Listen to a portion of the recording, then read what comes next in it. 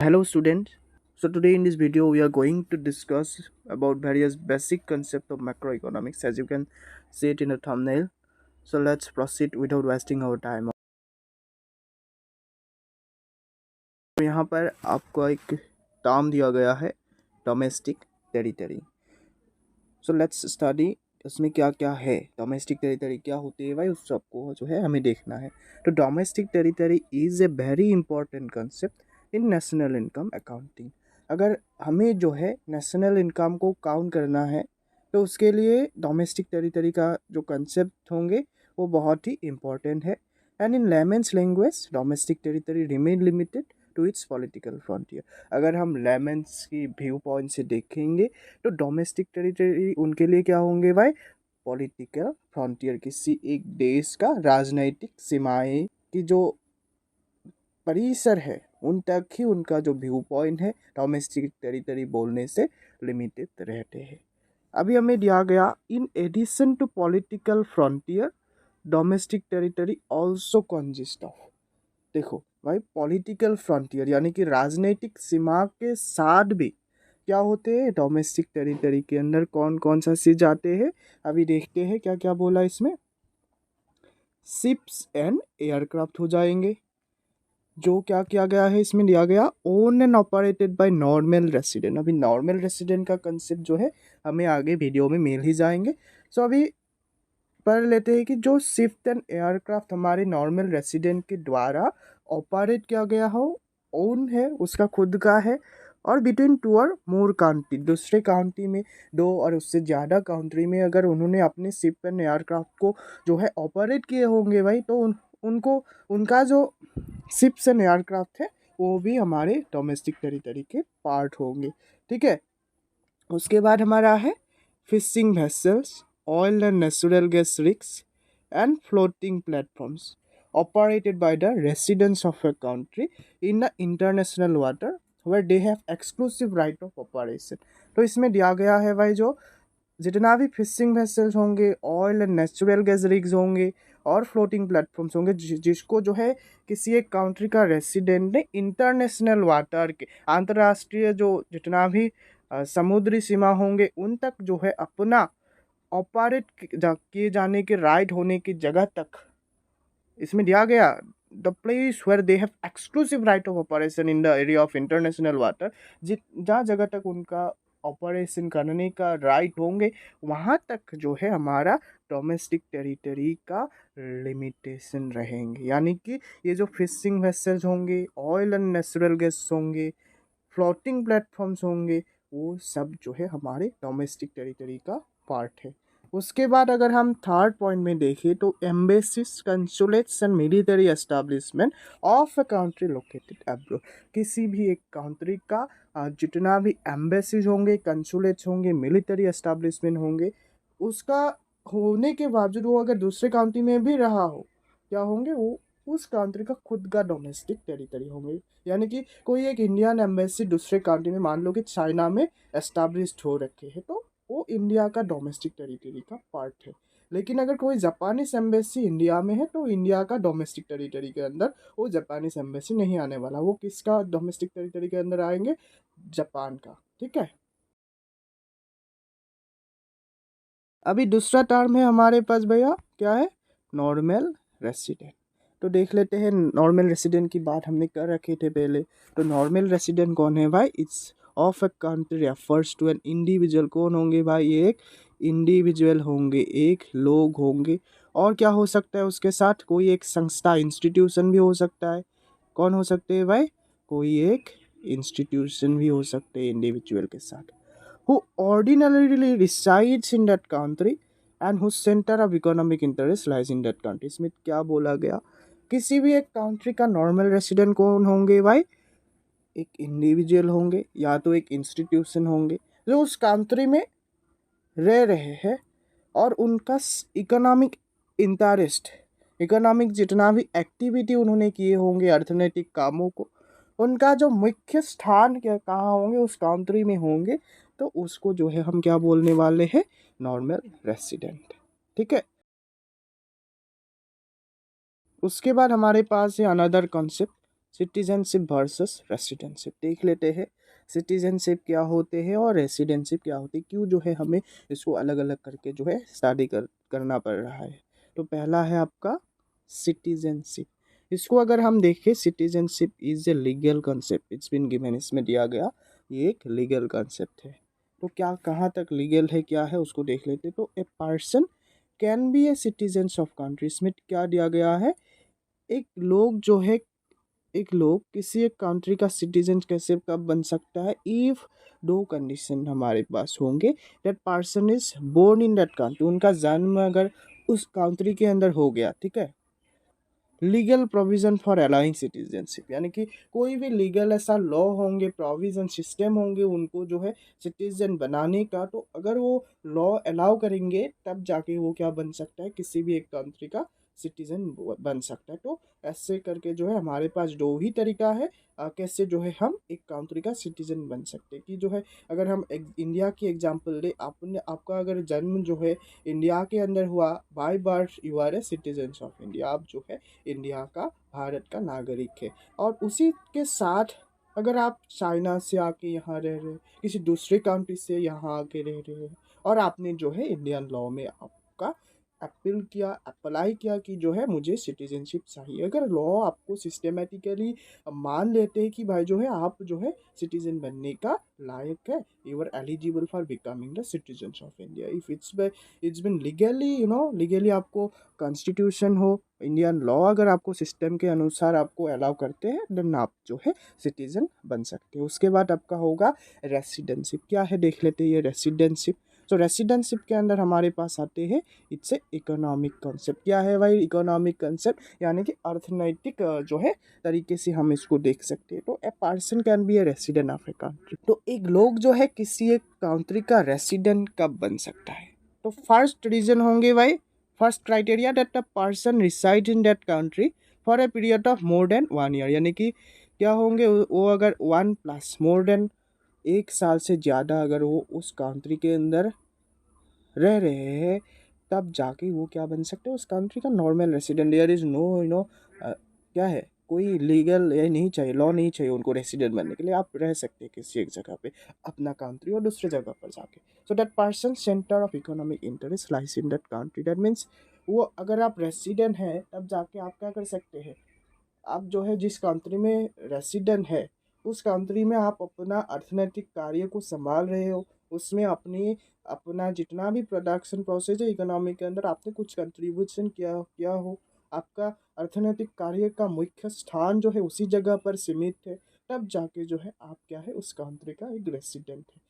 लेकिन there is no need of any kind of law और provisions for become that resident. आपको resident बनने के लिए कोई एक ऐसा लॉ नहीं चाहिए, जबकि सिटीजन बनने के लिए लॉ का ज़रूरत है अगर आप बाय बर्थ क्या है सिटीजन नहीं है।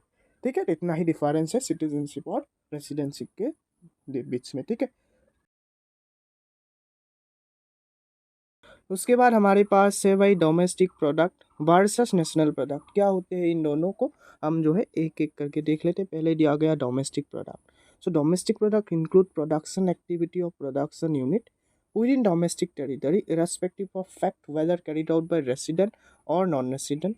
that means किसी भी एक कंट्री का डोमेस्टिक प्रोडक्ट बोलने से हमारे मन में क्या चीज़ आएंगे भाई, जितना भी प्रोडक्ट, अभी हमने डोमेस्टिक टेरिटरी का कंसेप्ट पढ़ लिया था।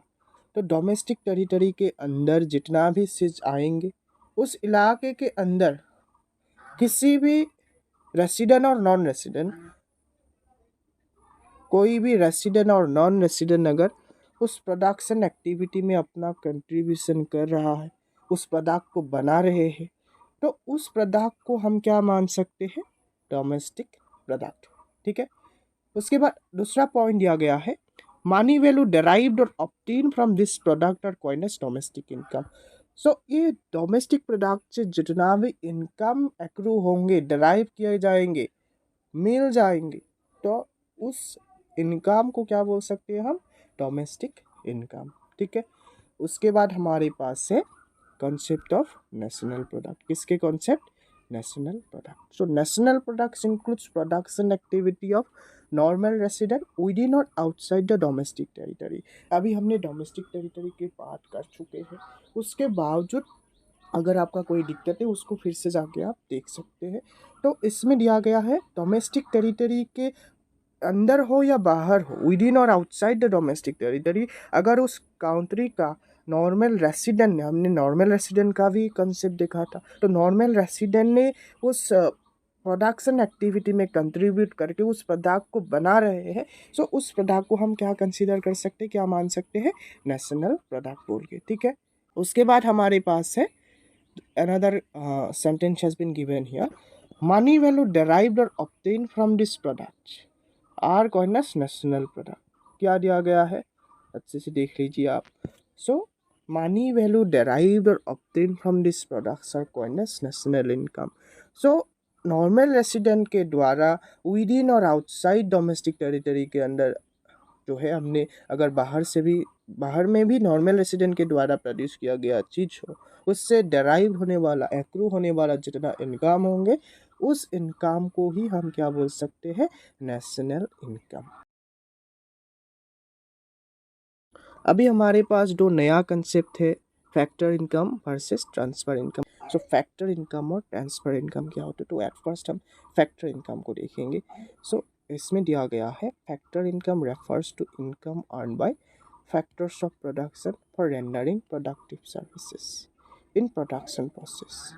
यानी कि फैक्टर इनकम जो है फैक्टर्स ऑफ प्रोडक्शन को मिलते हैं। क्या है भाई, हमने आगे वाली वीडियो में देखा था, फैक्टर्स ऑफ प्रोडक्शन कौन कौन थे, लैंड, लेबर, कैपिटल और एंटरप्रेन्योर यानी कि ऑर्गेनाइजेशन, ठीक है। तो उनको जो है प्रोडक्टिव फैक्टर सर्विस देने की वजह से जितना भी इनकम एक्रू होंगे, मिल जाएंगे, तो उसको हम फैक्टर इनकम बोल सकते हैं, ठीक है। And it's earning concept. Factor income क्या है भाई, अर्निंग कंसेप्ट। अपने इकोनॉमी में कुछ कंट्रीब्यूशन करके अर्न कर रहे हैं, तो वो क्या है, आपका फैक्टर इनकम है।